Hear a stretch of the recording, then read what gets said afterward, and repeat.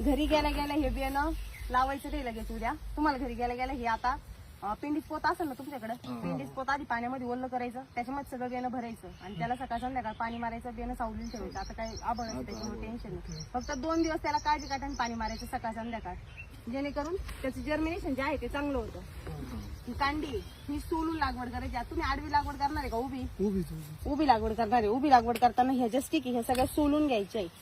Stick सोलताना हे सगळं पाचक आपल्याला असं काढून घ्यायचं आहे बा.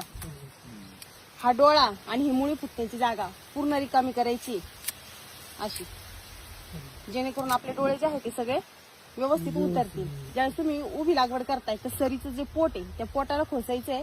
मिनिमम स्टिक इतकी मातीमध्ये गेली पाहिजे, इतकी ह्या डोळ्याच्या, हा डोळा पूर्ण मातीत गेला पाहिजे. अशा प्रकारे उभी खोसायची, व्यवस्थित लागवड करायची. डोळे सोलून गोणीमध्ये परत भरायचे नाही.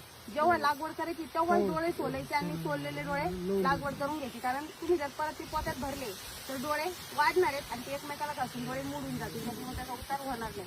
दुसरी महत्वाची गोष्ट म्हणजे तुम्ही लागवड करताना आता सरी किती फुटाची पाडलेली आहे? 4 फुटाची पाडली. 2 स्टिक मधलं अंतर 2 फूट ठेवायचं आणि जी तुमची शेवटची सरी आहे ती दाट लावायची. म्हणजे 2 स्टिक मधलं अंतर फक्त 1 फूट ठेवायचे. त्याचं कारण असं आहे, जर समजा मध्ये प्लॉट मध्ये तुमच्या पुढे मर्जर झाली 100% सगळं बेणं उतरणं असं नाही, त्यातलं 10% खराब होतं. त्यावरती आपण दिलेलं आहे.